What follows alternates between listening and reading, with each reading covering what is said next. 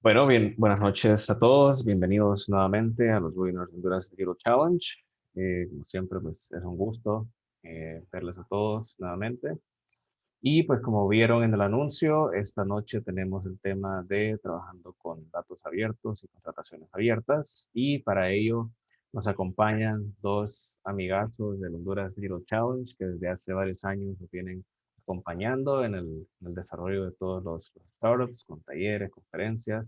Para ello nos acompañan esta noche Juan Ignacio Belvis y Juan Pane, quienes son consultores del Banco Mundial y la verdad es que han estado haciendo proyectos muy interesantes en Honduras y pues a nivel internacional.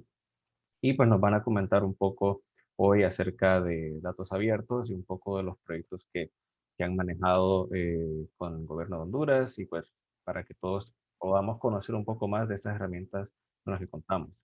Siéntanse en libertad de dejar sus preguntas en el chat y pues ahí ellos las van a ir contestando en el transcurso de la charla. Así que Juan, los Juanes, bienvenidos. Muchas gracias por acompañarnos. Muchas gracias, Kevin, y Nelson y todo el equipo del Digital Challenge. Es un placer estar una vez más con ustedes. Si les parece, ya paso a presentar, ¿no? Así ya vamos arrancando con esto, ya que son y 10. Sí. Y Hola, acá hola. en... También un saludo acá desde Paraguay. Un gusto siempre trabajar con Kevin y con todo el equipo del Honduras Digital Challenge. Así es, como dice Juan, la verdad que para nosotros es muy loco, porque nos enteramos del Digital Challenge cuando estábamos en Honduras por primera vez, si mal no recuerdo, al menos fue mi primera vez, Juan, creo que la tuya también, hace 2016, ¿fue eso? Hace 5 años, digo, cuando fue el primero, que nosotros llegamos la semana posterior a la que fue el primer Digital Challenge, eh, y ya en el segundo, en el 2017, tuvimos la oportunidad de sumarnos y de participar allí y desde allí en más estamos colaborando, así que es un placer ver cómo ha ido avanzando el proyecto y cómo diferentes personas y jóvenes y emprendedores de Honduras están siendo tocados por esto y participando, así que un gusto seguir aquí.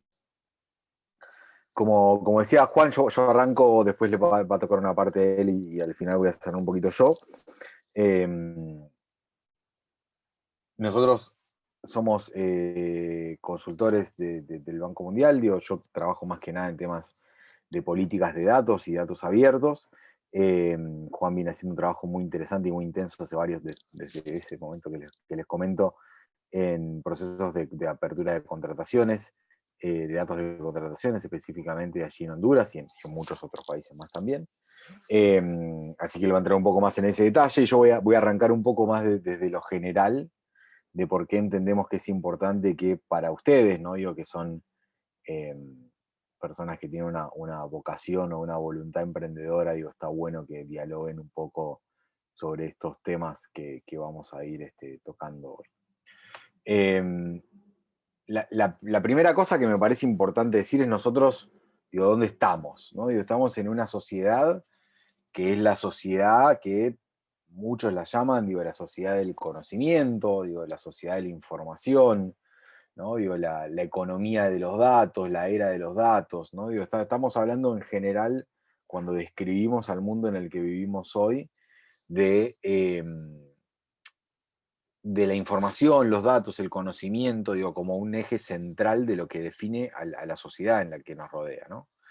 Eh, Aún en este contexto, ¿no? Del mundo pandémico, encerrados, cobicheados, se ha puesto muy en valor justamente el tema del acceso a la información, del acceso a los datos, ¿no? De saber cuándo se abren los turnos de vacunación, digo, cuándo llegan las vacunas, qué hospitales tienen niveles de saturación. Digo, los datos y la información pasan a ser, digo, por el acceso que tenemos, pasan a ser eh, centrales, ¿no? Y es para mí importante siempre entender que estos tres conceptos que a veces se usan como si fueran lo mismo, ¿no? En realidad son parte de una cadena de valor. ¿no? Digo, el dato es la forma más abstracta, digo, más desagregada de esa cadena donde justamente si nosotros entendemos que ese dato, puesto en un contexto, nos da información a nosotros, ¿no? Digo, yo siempre uso esta analogía del Excel, ¿no? Que si nosotros agarramos una celda sola del Excel que tiene un número, por ejemplo, 3, digo, tenemos un dato, ¿no? Hay un dato ahí, hay un 3, pero no nos dice nada. Al saber que ese 3 está en una columna que se refiere a la variación porcentual de la inflación y en una fila que es enero del 2021, digo, ya empiezo a saber qué significa ese 3, digo, me está empezando a decir más cosas. Y si además lo veo en un contexto donde una tabla con otro conjunto de indicadores macroeconómicos, series de tiempo, digo, empiezo a poder conocer algo de lo que me están diciendo esos datos, ¿no? Entonces, del dato paso a tener información, la información conocimiento, y después tenemos como el aspiracional ese de la sabiduría, ¿no? Y yo imagino que muchos de ustedes habrán escuchado, y más si están con la inquietud de emprender y de generar valor y hacer cosas distintas, ¿no? Me imagino que todos habrán escuchado hablar del Big Data, ¿no? Digo, muchos hablan de los datos, como decíamos hoy, de el nuevo petróleo, ¿no? Digo, de una nueva forma de generar valor en función de la explotación de datos, ¿no? Y la verdad que yo no soy muy amigo en general de este tipo de, de nombres, hasta le diría un poco de moda, ¿no? A veces cuando hablamos de Big Data hablamos de algo que es tan grande, tan indescriptible, que en realidad no es nada. Pero sí hay algunas cosas que me parece que quedan del concepto o de la idea o del Vox Populi del Big Data, que es estas 3 B cortas, ¿no? Digo, cada vez hay más volumen de datos, y eso lo vamos ahora a empezar a argumentar con datos justamente. Los datos se generan con cada vez mayor velocidad y cada vez hay mayor variedad de datos, ¿no? Es decir, tenemos más distintos tipos, digo, con mayor volumen, es decir, con mayor profundidad, y cada vez se producen más rápido, ¿no? Eh, hay una ley, ¿no? Que es la ley de Moore, ¿no? Que es una ley empírica, ¿no? Que nos habla que cada 1 año y 6 meses, 8 meses, se duplica básicamente la capacidad de procesamiento y de almacenamiento de datos y de información que nosotros tenemos como humanidad, ¿no? La ley de Moore lo explica de una forma mucho más técnica, habla de la cantidad de transistores que pueden integrar un núcleo de procesamiento y cómo eso se duplica, y justamente la verdad que es una ley que está bastante comprobada en el tiempo de que efectivamente se cumple, y me parece que este ejemplo que vemos acá es bastante claro al respecto, ¿no? Digo, en el 2007 estamos hablando de cómo básicamente la tecnología se achica, ¿no? Y a medida que se achica además puede hacer más cosas, ¿no? En el 2007 ese es el primer iPhone que salió, y fíjense, tenía una pantalla con una nitidez de 320 por 4080, y en el 2017 tenemos al lado al Apple Watch, ¿no? La primera versión de este bicho, ¿no? Del Apple Watch, eh, que tenía una pantalla de 312 por 390, ¿no? En el 2017, en ese bicho bastó grandote que era el iPhone, pesado además en esa época, 16 GB de capacidad, el Apple Watch 16 GB de capacidad. 8 horas de batería el iPhone, 18 horas de batería el Apple Watch. Y ni hablar de que tiene más niveles de conectividad, etcétera, ¿no? Es decir, la tecnología se achica y tiene cada vez más capacidades, ¿no? Pensemos en cuánto ocupaba un disco duro de lo que nosotros tenemos un pendrive en el bolsillo hoy hace unos años, ¿no? Digo, cómo se ha ido comprimiendo la tecnología y además aumentando la capacidad de procesamiento. Y eso es una curva exponencial. Ahora con el tema de la pandemia también, tristemente todos nos hemos vuelto expertos en análisis de curvas, ¿no? Y ver cuándo una curva es exponencial, cuándo no, el R y todas esas cosas. Pero básicamente lo que estamos viendo nosotros es que el volumen de producción de datos está creciendo de una forma exponencial, vale la redundancia, ¿no? Donde cada año se produce mucho más de lo que se producía el año anterior. Y esto además a veces es inconsciente, ¿no? Nosotros, desde la estela de datos que dejamos cuando nos movemos por una ciudad, ¿no? Digo, que es la triangulación del posicionamiento de nuestro teléfono en función de las antenas celulares, ¿no? Digo, ahí estamos dejando un rastro de datos. Cada vez que mandamos una foto a un grupo de WhatsApp, estamos creando información, digo, le estamos transfiriendo datos de un teléfono a otro. Digo, nosotros en nuestro día a día todo el tiempo estamos creando datos, ¿no? Digo, por eso, por más de que no descarguemos muchas cosas, simplemente con usar la computadora, después de unos días, después de unos meses, vamos a quedarnos sin espacio en el disco duro. Digo, nuestra forma digo, si no tenemos una disciplina de limpiar el disco duro, ¿no? Digo, pero el mundo en el que vivimos, una de las cosas que hace es dejar un registro de datos constantemente, aun si nosotros somos conscientes o no de ello. Y eso también nos lleva a que vivimos en un mundo donde hay más datos, hay más información, hay más contenido del que nosotros podemos procesar, ¿no? Y esto nos genera varios dilemas. Digo, esto no fue siempre así. La humanidad en su conjunto, ¿no? Hubo una época donde no sucedía el hecho de que tenía acceso a tanta información, a tantos datos que eran más de los que realmente podía consumir en toda su vida. Y esto hoy es cada vez mayor. De hecho, yo siempre uso el ejemplo de cuántas veces tardamos más en elegir qué video vamos a ver en Netflix o en YouTube que el tiempo de lo que dura el video, ¿no? Digo, cuántas veces estamos efectivamente seleccionando, no sorting, estamos todo el tiempo filtrando, ¿no? Digo, filtrando las diferentes propuestas de información, de datos, de contenidos que nos rodean. Yo en este momento estoy eligiendo, por ejemplo, prestarle atención a lo que estoy diciendo y no a las notificaciones que me están llegando en el teléfono que tengo acá al lado, ¿no? Digo, el mundo en el que vivimos lucha constantemente por nuestra atención, y nosotros como tal, digo, como sujeto que tenemos una limitante clara, que es que nuestra atención es un recurso escaso, ¿no? Digo, si ustedes están escuchando con atención lo que yo le digo, no podrían estar leyendo un mensaje, digo, no podrían estar escuchando un podcast, digo, no podrían estar haciendo una operación matemática compleja, ¿no? O escribiendo código, porque, digo, requiere un volumen de atención que claramente nuestro cerebro, por cómo está diseñado, no está capacitado para procesar en paralelo, ¿no? Digo, no es que somos un i9, ¿no? Uno de estos nuevos procesadores, o el de Mac, ¿no? Que procesa en hilos en paralelo, ¿no? Digo, nuestra cabeza todavía funciona un poco más linealmente, parecería, según lo que saben o lo que dicen los que saben del tema.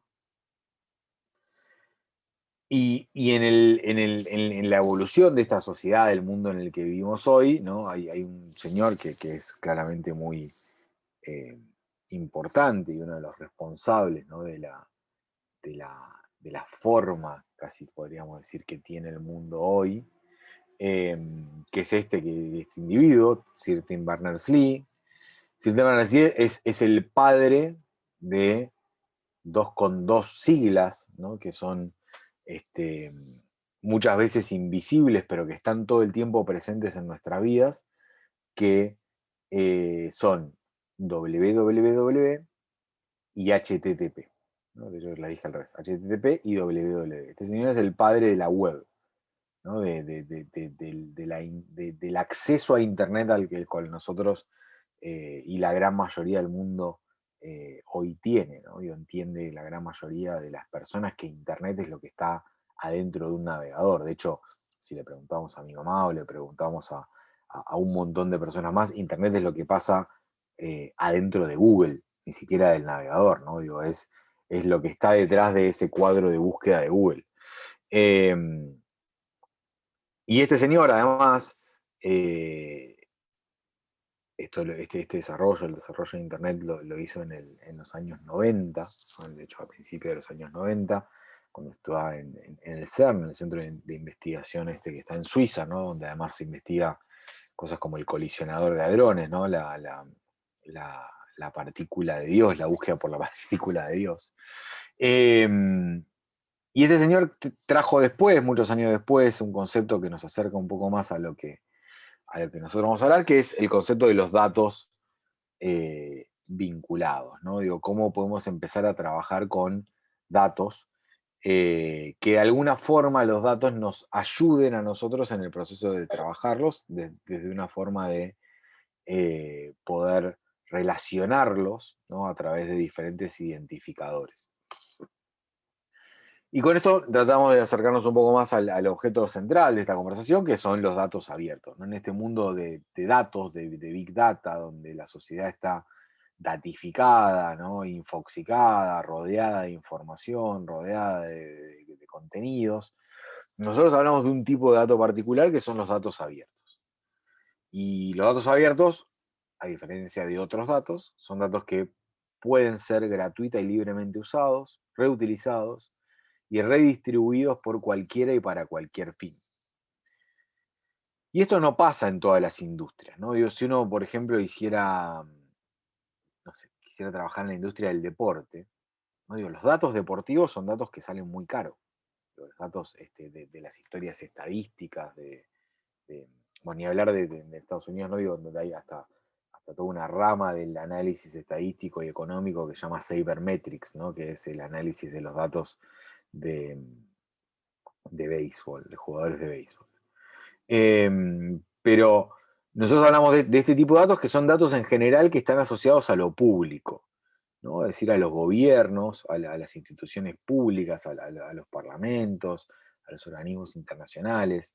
Hay datos abiertos de corporaciones, hay datos abiertos de algunos de la sociedad civil, del periodismo, pero en general cuando nosotros hablamos de datos abiertos hablamos de datos públicos, ¿no? De datos generados de alguna forma por los gobiernos, ¿no? Ya sean locales, subnacionales, supranacionales, etc.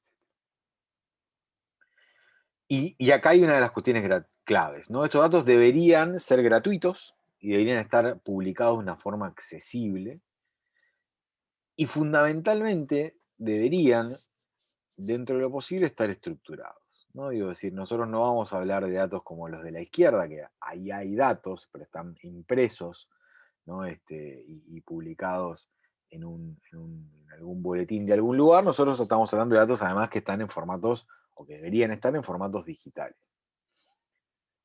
¿no? Y acá entramos con algunas de las cosas que son claves, ¿no? Digo, todos los que hemos trabajado con datos en algún momento, ¿no? Hasta para hacer un trabajo práctico para el colegio, hasta una tesis doctoral o simplemente ponerse a querer comparar cosas, sabemos que uno de los grandes problemas en general de trabajar con datos tiene que ver con normalizar los datos, ¿no? Entonces, una de las cosas importantes que tiene que ver con datos ciertos es que nosotros le estamos, de alguna forma, solicitando o imponiendo o requiriendo a los estados que empiecen a publicar sus datos de una forma estructurada, que tenga una característica puntual que es machine readable, ¿no? Digo, que sea legible por máquinas, ¿no? Para que nosotros básicamente podamos trabajar con esos datos, ¿no? Y acá vemos una diferencia clave y es, por ejemplo, en la tabla de arriba, ¿no? Me imagino que si ustedes lo están viendo ahí, podrán ver que tenemos tres formas distintas eh, de registrar el mismo dato, ¿no? Ahí hay 1, 2, 3, 4, 5 columnas. La tercera es la columna de país. Y en la columna de país, en el primer registro dice Belgium, Bélgica en inglés. En el segundo dice BE, que es el código de país. Y en el tercero dice Belgique, que es Bélgica, pero escrito en otro idioma, ¿no? Ahí yo, de nuevo, eso si yo lo interpretara como dato en sí mismo, yo estoy teniendo tres observaciones distintas, es decir, tres valores distintos, pero en realidad eso sí lo reinterpreta una máquina. Yo humano, creo, reconozco que son en realidad 3 formas distintas de referirme al mismo dato, que es Bélgica, ¿no? Entonces, bueno, ahí ya empiezan algunas de las cosas importantes de cuando nosotros nos encontramos con datos abiertos, es que deberíamos encontrarnos, si todo sale bien, con datos que están de alguna forma limpios, bien estructurados, publicados con algún tipo de criterio. Ojalá, ¿no? Y después Juan les va a contar un poco que eso no siempre está así. Y por último, ya para cerrar algunas de las últimas características, para darle paso a Juan y yo después volver un poco al final, nosotros esos datos además no solamente tienen que estar en formatos abiertos, es decir, en un formato que no requiera que yo tenga que comprar una licencia para poder usarlos, sino que además tienen que tener una licencia abierta, es decir, que tienen que expresamente indicar que promueven su uso para cualquier tipo de fin, particularmente o especialmente o ojalá fines de lucro, ¿no? Digo, una de las cosas que a nosotros nos importa que pase con los datos abiertos es que se usen para generar valor, y si puede ser valor económico, además, sería un gran paso, ¿no? Es decir, que se usen esos datos que publica el Estado, ahora después vamos a ver un poco cómo y dónde, para generar diferentes emprendimientos. Decíamos un poco esto de los formatos, ¿no? Nosotros estamos hablando de datos que deberían estar publicados en formatos, como decíamos, abiertos, que no impliquen ningún tipo de licencia. Obviamente que estos datos públicos, digo, el hecho de que el Estado, que el gobierno interactúe con esos datos o los tenga, no significa que todos ellos puedan ser publicables, ¿no? Digo, el Estado, por ejemplo, tiene muchos datos nuestros personales que no por eso, no porque los tenga el Estado debería publicarlos, ¿no? Hay un montón de datos que, por más de que estén en poder o sean manipulados o gestionados o publicados por el Estado, digo, no son publicables. Nosotros, obviamente, hay límites ahí y siempre vamos a tratar de resguardar al implementar este tipo de políticas, ¿no? Digo que los derechos de las personas y de la privacidad y de la seguridad estén obviamente resguardados. Honduras, hace unos años, en este sentido, dio un paso muy importante, que es que aplicó a ser parte de algo que se llama la Carta Internacional por los Datos Abiertos, el Open Data Charter, que el Open Data Charter lo que define son 6 principios, ¿no? Algunos de ellos ya los mencionamos en términos de lo técnico, sobre cómo deberían ser los datos que publiquen los países que son miembros de esta iniciativa. Entonces, los datos deben ser abiertos por defecto, es decir, que uno debería ya, por ejemplo, adquirir sistemas que contemplen que esos datos que el Estado maneja, gestiona, publica, administra, sean publicables, sean abiertos. Tienen que ser oportunos y exhaustivos, es decir, tienen que estar completos. Digo, si yo quiero los datos de presupuesto, tengo que tener los datos de presupuesto del año pasado, como muchísimo. Digo, no, si quiero datos del clima, digo, no puedo tener los datos de hace un año, necesito los datos de ahora. Entonces, tiene que ser oportuno. Tienen que ser accesibles y utilizables, esto hablamos de los formatos, ¿no? De que tienen que tener una licencia, de que tienen que estar por ejemplo, digo, no puede ser una foto de una tabla, digo, tiene que ser la tabla, ¿no? Es decir, tiene que ser una forma en la que yo la pueda usar ese dato. Tienen que ser comparables e interoperables. Bueno, esto es mucho más interesante todavía. Digo, comparables, por ejemplo, quiere decir que si yo voy a usar datos de personas, que en algún caso puede ser que lo pueda publicar, y por ejemplo, quede claro que voy a tenerles los nombres en una columna y el apellido en otra, o voy a tener el apellido, coma, el nombre, ¿no? Y que en todos los archivos que yo publique, en todos los datasets que yo publique, voy a usar el mismo criterio. Porque si no, digo, por más de que tenga ese dato, digo, no lo estoy pudiendo usar de una forma en la que lo pueda comparar. Digo, yo lo tengo y una persona puede interpretar que el nombre está en una columna y el apellido en la otra, pero si yo tengo eso de una forma, en otra tabla de otra y en otra tabla con coma, voy a tener un quilombo bárbaro para poder ver cómo lo uso, ¿no? Y lo de interoperables además es fundamental, porque digo, si yo, por ejemplo, voy a trabajar con datos de datos ambientales, ¿no? Digo, yo tendría que tener claro, por ejemplo, cuál es el denominador que yo voy a utilizar para geolocalizar esos datos, ¿no?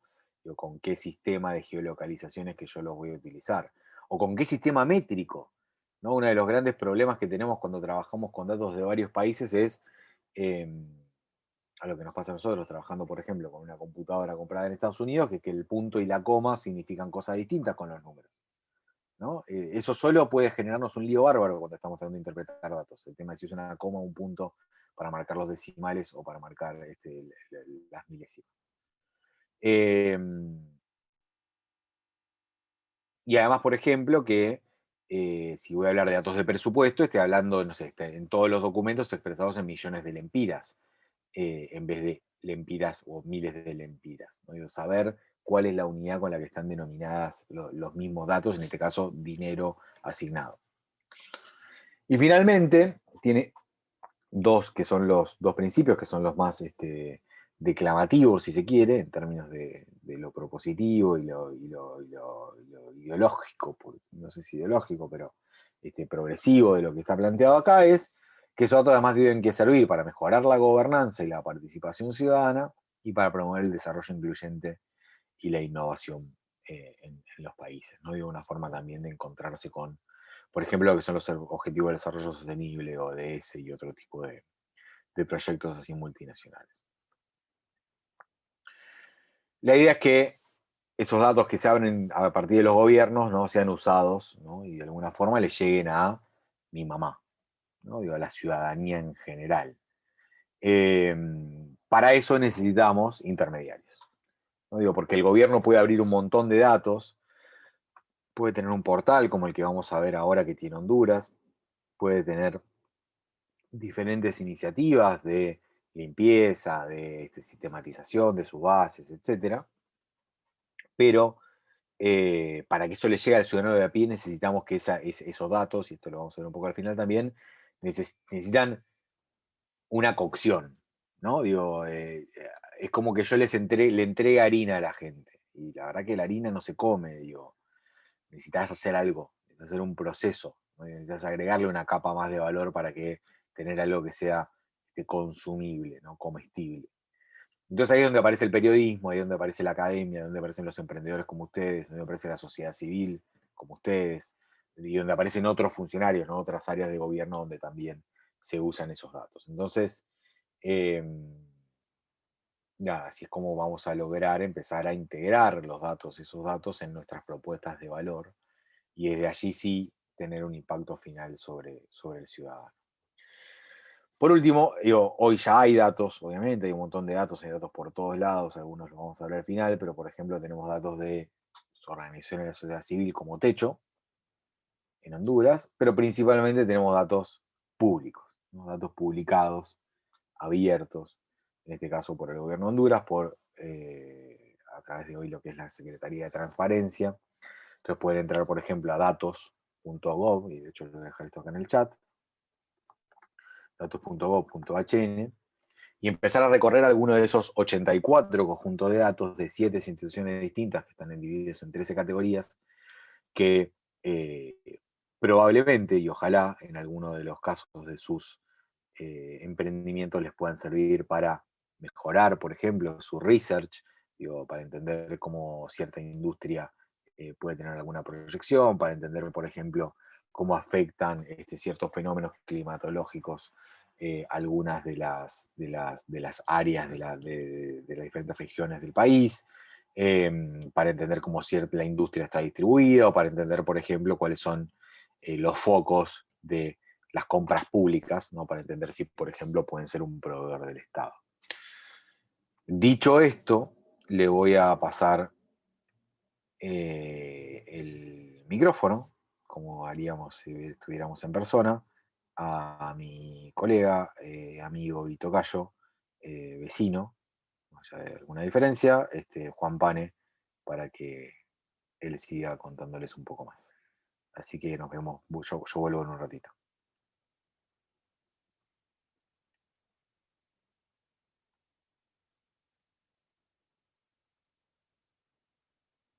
Estás muteado todavía, Juan.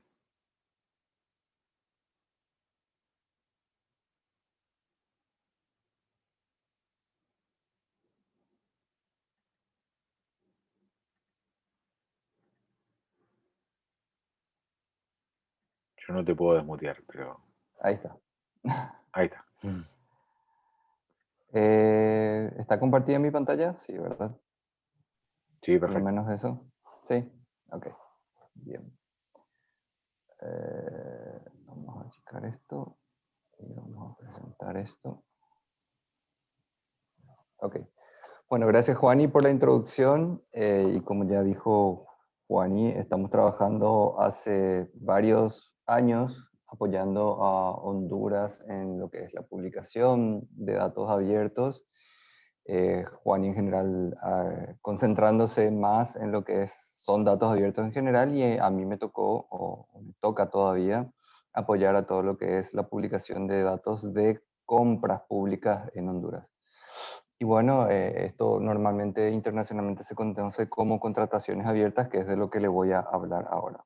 Como contexto también a mí me toca apoyar todo lo que es contrataciones abiertas, no solamente en Honduras, sino que también en el resto de todo lo que es Latinoamérica, como parte de la mesa de ayuda de la, de la Open Contracting Partnership, ¿verdad? Entonces, la primera consulta aquí es, ¿qué son las contrataciones abiertas? Si puedo sacar esto. Bueno, entonces las contrataciones abiertas, básicamente, ¿y por qué nos importan las contrataciones abiertas? Las contrataciones abiertas es la forma en que se publican los datos de las compras públicas. ¿Y por qué nos importa entonces las compras públicas? Porque la contratación pública, como dice aquí, representa entre el 10 y el 20% de todo lo que es el Producto Interno Bruto de un país, dependiendo del país, y alrededor de un tercio, de nuevo, dependiendo de qué país, de todo lo que se gasta en un estado, ¿verdad? Y eso generalmente es mucho dinero, ¿verdad? Y el problema con eso, o para qué se usa eso normalmente, es para materializar política pública, para impulsar sectores de la economía y para avanzar políticas estratégicas. Por ejemplo, ahora en épocas de COVID, algo que se está haciendo en varios países es para tratar de minimizar el impacto que se tiene en el sector de emprendedurismo o de gastronomía. Entonces muchas de las políticas públicas se están redireccionando a que las compras públicas de alimentos escolares, que antes hacían como que grandes compras públicas, se puedan dividir en pequeñas compras públicas que puedan ir dirigidas a emprendedores o a microemprendedores, para que eso pueda seguir moviendo la economía. Es una forma, como dice aquí, justamente de materializar la política pública y de impulsar un sector particular de la economía. Por eso es súper importante tener información y poder saber qué se está haciendo con las compras públicas, ¿verdad? Entonces, las contrataciones abiertas se refieren a tratar de fortalecer a todos los actores del ecosistema de compras públicas mediante la publicación de información en formatos de datos abiertos. O sea, ¿qué es esto? Eh, es la aplicación de los conceptos de datos abiertos que recién les estaba contando Juani a la compra pública del gobierno, ¿verdad?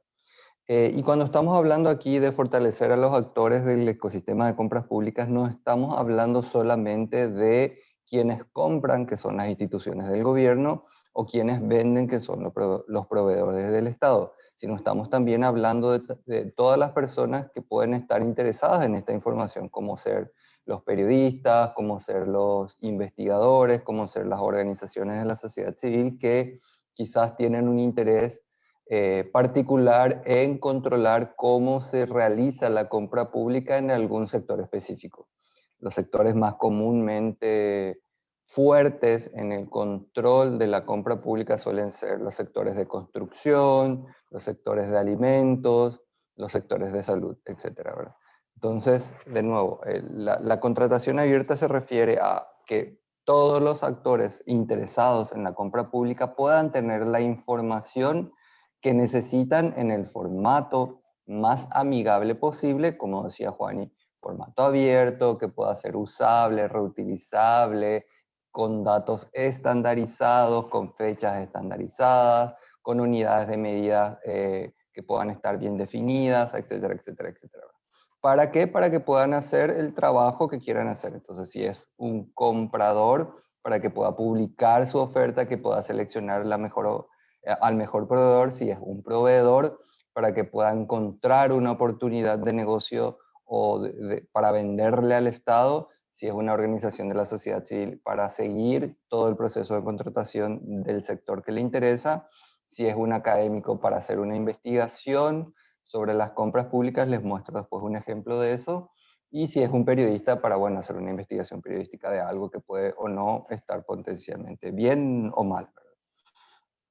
Entonces, ¿y qué tipos de preguntas podrían surgir o querer responderse mediante las contrataciones abiertas? Imagínense ustedes ahora y respóndanme en el chat si pueden, si piensan que estas preguntas o cuántas de estas preguntas hoy ustedes pueden responder con los datos que están públicamente disponibles o con la información en máximo 20 minutos.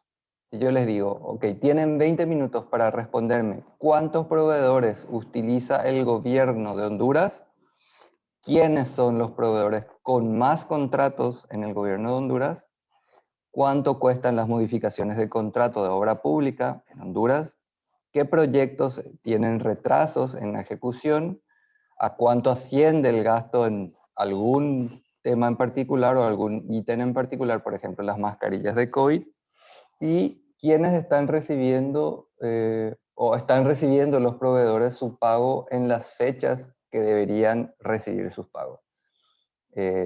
Tómense unos segundos y quiero ver un poco acá en el chat cuántos de ustedes piensan que eso realmente hoy se puede responder de entre 20 minutos y máximo una hora, ¿verdad? A ver qué me cuentan, ¿verdad? Entonces, justamente todo el trabajo que estuvimos haciendo, como les dijo Juani, desde el 2016 o 17 en adelante fue, ok, ¿cómo empoderamos a todos los actores de Honduras para poder darles herramientas para que puedan responder este tipo de cosas, ¿verdad? Como decíamos justamente, Open Contracting se basa en tratar de fortalecer a todos los actores mediante la publicación de formatos de información, en este caso de compras públicas, en formato de datos abiertos, ¿verdad? ¿Para qué? Para responder, por ejemplo, este tipo de preguntas. Después les leo. Entonces, acá lo importante también saber es que, a ver, en el chat dice, se puede tardar años a saber cuánto costaron los hospitales móviles y cuántos proveedores de mascarillas hay o cuánto pagaron por las vacunas. Sí, bueno, pongan sus preguntas ahí, después vemos qué se puede hacer con esas preguntas, ¿verdad? Entonces, para hacer todo esto, como les decía Juani, es importante tratar de estandarizar la información que se publica, así como habíamos visto que hay estandarización de forma de publicar montos con separadores de miles que son comas o puntos, y formas de estandarizar los nombres de los países y formas de estandarizar las fechas. Existe también un estándar internacional para la publicación de los datos de las compras públicas que se llama el Open Contracting Data Standard, o OCDS o EDCA en español, estándar de datos para las contrataciones abiertas. Lo que nos dice este estándar es que el proceso de contratación para ser estandarizado debe publicarse o debe organizarse siguiendo 5 etapas, que es de un proceso de contratación. Entonces, la primera etapa es la planificación, luego la selección, la convocatoria o el llamado, dependiendo del país. En Latinoamérica se llama diferente esta fase, en inglés es tender, la adjudicación, luego viene el contrato y luego la ejecución, ¿verdad? Entonces, normalmente lo que sucede en un proceso de contratación es alguien planifica que se va a construir, por ejemplo, una ruta, luego se publica una licitación en donde se dice, ok, esta es la forma en que el gobierno quiere que se construya esta ruta. Pedimos a los potenciales oferentes o proveedores o contratistas que envíen sus ofertas para realizar la contratación o la construcción de la ruta. Luego, cuando se reciben todas las ofertas, se hace una evaluación siguiendo algunos criterios de adjudicación, en donde se seleccionan uno o más proveedores que dependiendo de la modalidad de contratación, porque yo puedo adjudicar todo lo que quiero hacer por un total, o sea, todos los ítems del llamado lo adjudico a una sola empresa, o puedo adjudicar diferentes ítems del llamado a diferentes empresas, o puedo agrupar ítems del llamado en lotes y adjudicar lotes. Entonces, dependiendo de la modalidad de adjudicación, yo puedo tener en un proceso de contratación uno o varios contratos. Y aquí es importante entender la diferencia entre un proceso de contratación y un contrato. El proceso de contratación son todas estas fases que le estaba mencionando recién, y el contrato básicamente es uno o varios de los contratos, que es el acuerdo entre un proveedor y un contratante para realizar la ejecución de una obra o la provisión de un bien o un servicio. Una vez que tenemos el contrato en el cual se definen qué es lo que se tiene que proveer con ciertos plazos y ciertas características, bueno, tenemos la información de la ejecución de este contrato, que en general la tenemos dividida en dos partes, la ejecución física y la ejecución financiera. En la ejecución física, básicamente lo que tenemos es qué es lo que se hizo efectivamente durante la provisión de los servicios, la obra o los bienes del contrato. Si es una obra, normalmente esto está dado por los certificados de avance de obra, en donde dice, bueno, en el mes 1 se construyeron tantos kilómetros de la ruta, por ejemplo, 10 kilómetros de una ruta que tiene que tener 100 kilómetros. Y la ejecución financiera básicamente son los pagos que se dan en base a lo que efectivamente se hizo, ¿verdad? Y normalmente debe haber una correlación bastante fuerte entre el avance físico y el avance financiero. Entonces, ¿qué se hizo, qué estuvimos haciendo desde hace varios años en Honduras? Básicamente fue justamente el diseño de todo lo que es el portal de contrataciones abiertas de Honduras, en base a todos los sistemas de información de gestión de compras públicas que tiene Honduras, que son varios, y en base a este trabajo se lanzó o se publicó este portal de datos abiertos de compras públicas, que es OnduCompras, es oncae.gov.hn barra datos abiertos. Si puedo poner esto acá en el chat, se los pongo para que vayan mirando. Entonces aquí adentro justamente yo tengo una explicación de qué son los datos abiertos, que es el estándar de los datos abiertos de las contrataciones, el estándar de datos de las contrataciones abiertas, la política de publicación, y acá tenemos justamente tres sistemas que tiene Honduras para hacer compras públicas, que es el OnduCompras 1, que tiene módulo de difusión y compras de contrataciones, el catálogo electrónico, que generalmente son las compras que se hacen por catálogo electrónico en respuesta a convenios marcos, y un módulo de difusión directa de contratos que estaba en uso hasta el 2019 y que hoy en día ya no se usa. Básicamente, dentro de cada uno de estos archivos, que están en diferentes formatos, yo puedo ver todas las compras públicas que se hicieron en ese año a través de cada uno de los módulos. Y, bueno, puedo ir a bajar los datos. Si mi internet es rápido, lo voy a bajar rápido y abro el archivo y puedo hacer rápidamente los análisis de datos para responder esas preguntas que recién yo les mostraba en la presentación. Como en Honduras existen varios sistemas de contratación, o sea, si yo quiero saber, por ejemplo, cuáles son todos los proveedores del Estado, y tengo tres sistemas, que es el OnduCompras 1, el catálogo electrónico y el módulo de difusión directa de contratos, les muestro cómo se ve más o menos. Ah, no, creo que no están viendo mi pantalla. Bueno, después descarguen ustedes y ven el Excel. Entonces, el problema es, ok, yo tengo que hacer estadísticas de tres sistemas diferentes con tres archivos diferentes. Para evitar ese problema, lo que se hizo en Honduras fue crear el portal de datos de contrataciones abiertas de Honduras, que es este que está aquí, contratacionesabiertas.gov.hn. También les dejo aquí, ¿verdad? En donde se integra toda la información publicada desde diferentes publicadores que publican información en el estándar de datos de contrataciones abiertas.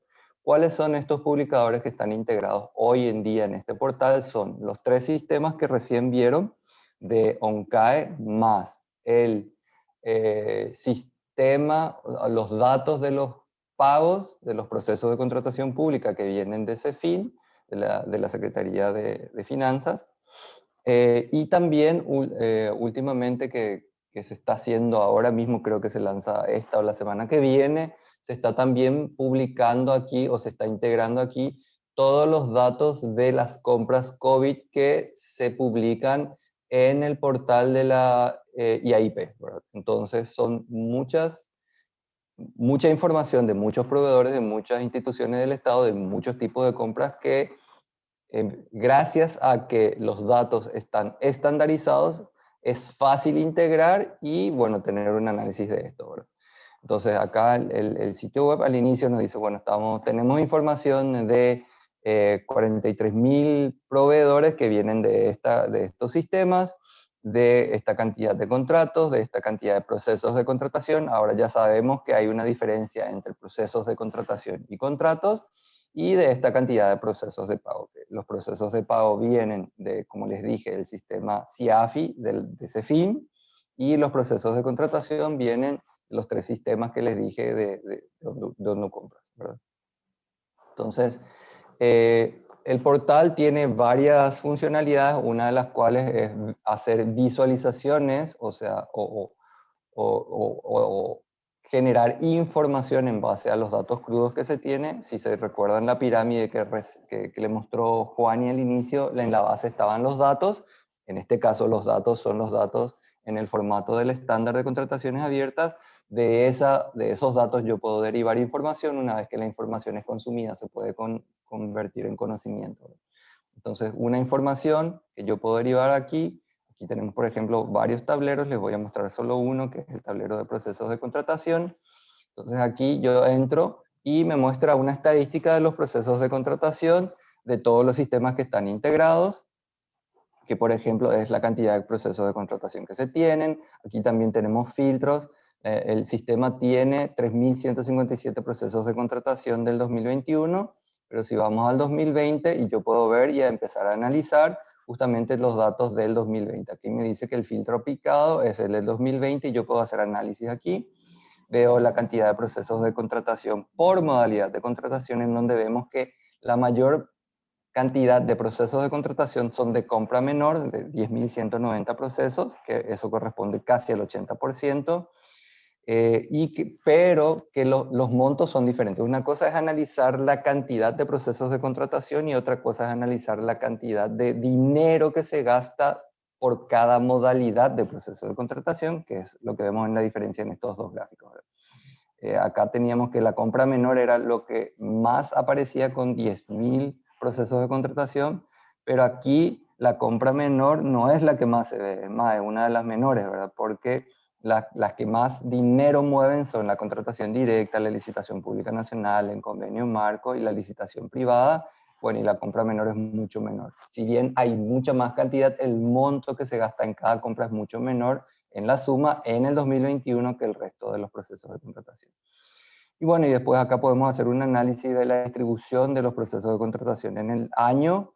Tenemos un análisis rápido de promedio mensuales de 1.000 procesos de contratación. El mes que más se contrató fue en 2.591 procesos de contratación. El mes en el que menos se contrató, hubieron menos procesos de contratación, tuvo 486, que es abril.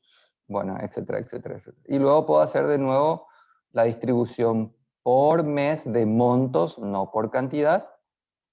Y también puedo hacer por proceso de contratación, que ya vimos, o y también, como tengo las fechas, de la fecha de publicación de la oferta, la fecha de recepción de la oferta, la fecha de adjudicación, la fecha de los contratos, también puedo hacer un análisis de el tiempo promedio que tarda en hacerse una evaluación o una adjudicación versus la recepción de la oferta. Entonces acá, por ejemplo, vemos que las consultorías, que son concurso privado, tienen un periodo de invitación de 10 días, pero un periodo de adjudicación de 93 días. O sea que uno tiene que estar preparado como que 103 días para eso, ¿verdad? Con obras menores tiene el periodo de invitación muy corto, pero un periodo de adjudicación muy largo. Las obras tienen un periodo en promedio de recepción de ofertas de 27 días, pero un periodo de contratación de 140 días. Y así, justamente, una de las preguntas que teníamos era cuáles son los proveedores más grandes del Estado o los compradores más grandes del Estado, y aquí me da el top 10 de los compradores más grandes del Estado, y el top 10 de los proveedores por monto de contrato. Como yo tengo filtros aquí al lado, podría querer saber, ok, ¿quién es el mayor proveedor de la Secretaría de Defensa? Entonces ahí me va a filtrar, ¿verdad? Y me va a decir que el top 10 de los proveedores de la Secretaría de Defensa es este que está acá. Puedo sacar esto y ahora querer saber, por ejemplo, el top 10 de los proveedores de contratación directa. Entonces me va a generar eso, ¿verdad? Entonces, el análisis que se puede hacer, dado que toda esa información está públicamente disponible y ya nosotros hicimos el ejercicio de integrar esta información, es súper fácil. Se dan cuenta que con 2 o 3 clics yo puedo cambiar la forma de analizar los datos, ¿verdad? Entonces, les dejo esto para que puedan mirar, ¿verdad? También tenemos una vista por proveedor, en donde yo puedo buscar algún proveedor, entro en la página del proveedor y puedo ver los pagos de ese proveedor, o si busco un proveedor desde el punto de vista de los sistemas de OnCAE, puedo ver todos los contratos que tiene un proveedor. Entonces veo acá la página del proveedor y él me va a listar todos los procesos de contratación y los contratos que tiene un proveedor. Un contrato, puedo entrar en el contrato mismo y, bueno, ver la información del contrato, que se solicitó, cuáles son los documentos, la convocatoria, la adjudicación, los contratos, etcétera, etcétera, ¿verdad? También puedo entrar directamente a un buscador de procesos de contratación, por ejemplo, y puedo buscar procesos de contratación que tengan relación con COVID, y bueno, y ahí me va a arrojar esto, de contratación de especialistas de bioseguridad, de adquisición de equipos de bioseguridad, de oxígenos para una escuela. Entonces puedo entrar ahí, voy a ver quién es el comprador, cuáles son los documentos asociados, etcétera, etcétera, etcétera. De nuevo, como les decía, desde aquí yo puedo ir de nuevo a la página de ese comprador en particular y ver cuáles son los procesos de contratación de ese comprador, y ver la información de ese proceso de contratación y así sucesivamente, ¿verdad? Entonces, dado que todos los datos están estandarizados, es fácil de integrar y fácil de navegar y ver la información, ¿verdad? Que era lo que le estaba mostrando. Otra cosa interesante que ahora se tiene también, como este portal se lanzó ya el año pasado, se hizo también como que una serie de webinars que explica cómo usar toda esta información, que también acá les dejo en el chat, la URL para que miren, en donde ustedes mismos pueden entrar a ver que una versión mucho más extendida de qué es la contratación pública en Honduras, qué son las contrataciones abiertas, eso vamos a ver nosotros también en una sesión más adelante, ¿verdad? Y cómo usar los datos para hacer análisis de información, ¿verdad? Entonces, que también, si ustedes quieren adelantarse, pueden empezar a ver esto, ¿verdad? Pero lo vamos a ver más adelante, justamente en la siguiente sesión de contrataciones abiertas dedicada a esto, ¿verdad? Y como último ejemplo, les dejo justamente, esto ya les mostré, qué otro tipo de cosas podemos hacer con la contratación. Como les decía, podemos hacer un análisis de qué entidades tardan más en las diferentes fases del proceso de pago, ¿verdad?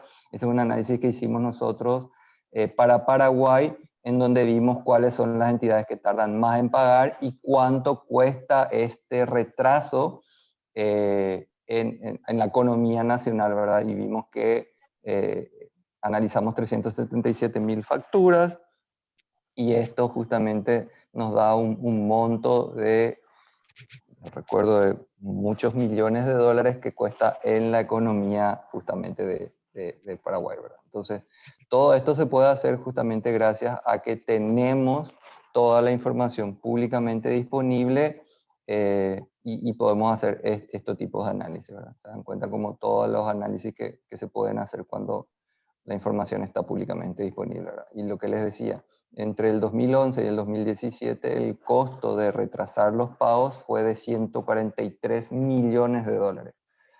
justamente con este análisis luego fuimos a hablar con el Ministerio de Finanzas de Paraguay y le propusimos justamente cambios en los procesos porque lo que había que cambiar para disminuir este costo era el tiempo en que se tarda en cargar las facturas, que era como de 70 días en promedio. Solamente regulando eso ya podría haber un cambio súper grande en los tiempos que se pagan y eso nos daría un ahorro bastante, mucho más grande. Bueno, y con eso creo que yo termino mi parte y les paso otra vez con Juani. Si hay alguna pregunta en el chat, yo les voy a estar respondiendo ahora mientras Juani habla. Juani. Perfecto. Retomamos y ya en la recta final. Tengo que volver a compartir pantalla yo.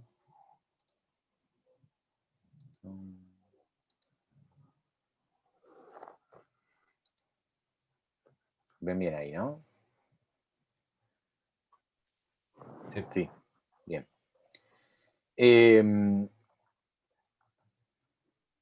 ¿Cómo nos sirve todo esto en el contexto, ¿no? De donde estamos. A ver. Los datos son una materia prima. No digo yo usé esta analogía más temprano sin mencionarla tan claramente, pero los datos para nosotros son una materia prima con la cual podemos hacer cosas, ¿no?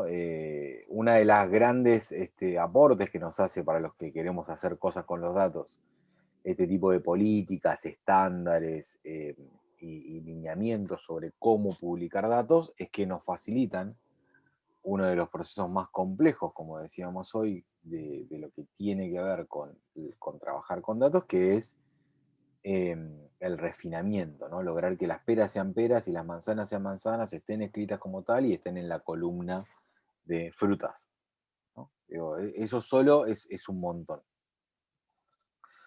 Y que estén publicados ya de por sí es un montón. Digo, más allá de que quizás no está bueno que nos tengamos que conformar solo con eso, pero es un montón.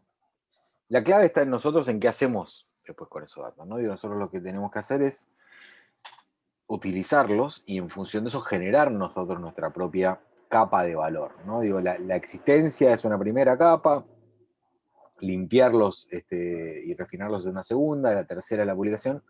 Lo que a nosotros nos toca es armar un producto consumible, final, que sea luego vendible o entregable o compartible con algún tipo de audiencia, ¿no? Digo, en el fondo nuestra tarea principal en todo esto es llegarle a la gente, ¿no? Digo, llegarle a un segmento de nuestro target, ¿no? De nuestro público objetivo, que no es poco.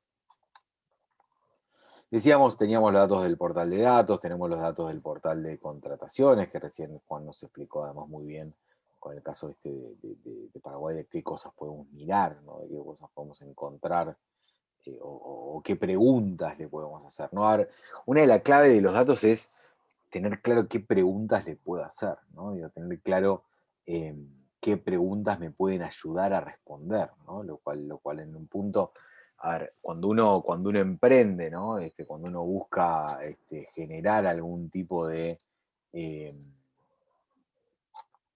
algún tipo de valor a la sociedad, en general uno parte de la pregunta de ¿qué está faltando?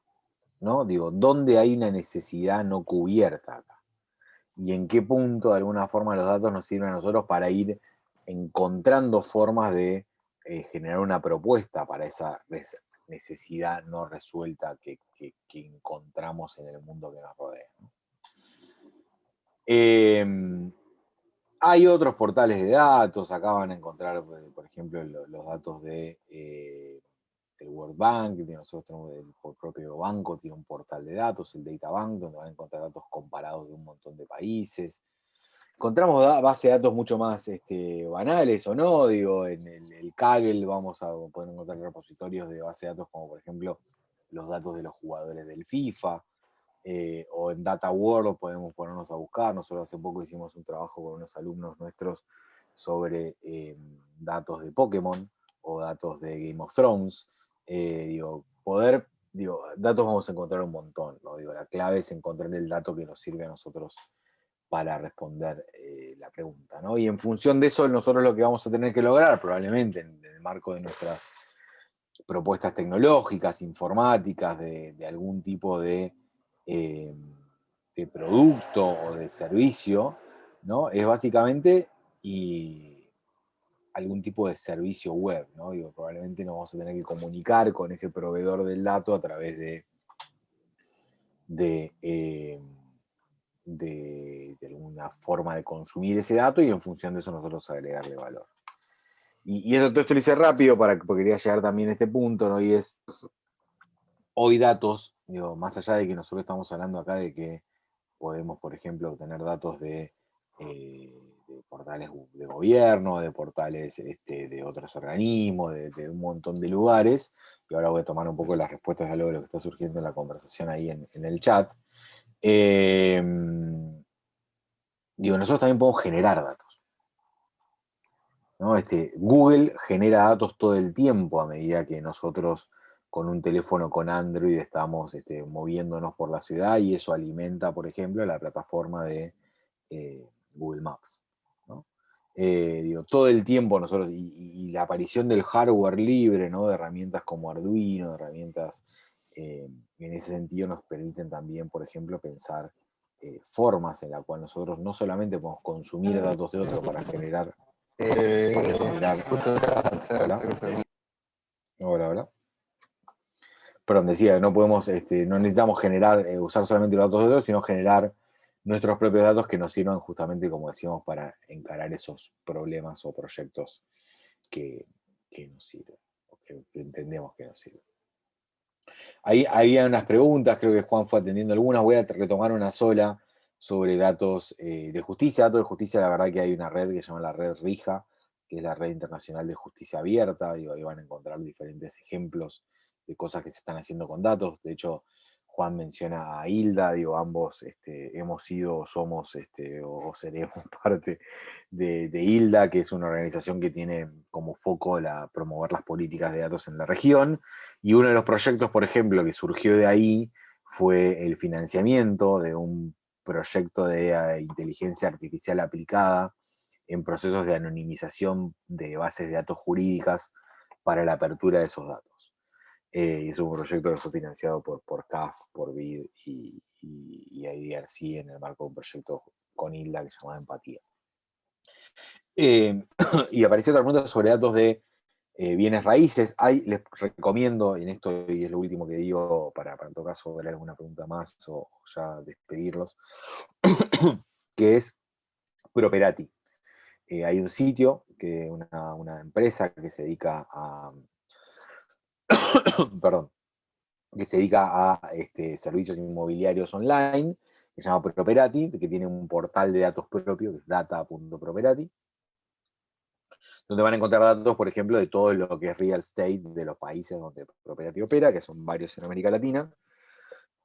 Y, por ejemplo, tanto en Kaggle como en DataWorld van a encontrar bases de datos, por ejemplo, de Airbnb, de los datos que están detrás de la plataforma de Airbnb, que alguien los scrapeó, que los accedió vía API. Es decir, datos van a encontrar. Digo, la clave es ponerse la meta de buscarlos, ¿no? Y después de saber qué queremos hacer con esos datos. Me parece que ahí es todavía mucho más importante que poder encontrarlos, y poder hacerle las preguntas que esos datos pueden responder y tener las herramientas técnicas para lograr que las respondan. Este es el primero de algunos otros encuentros que vamos a tener más a lo largo de este proceso de incubación de ustedes.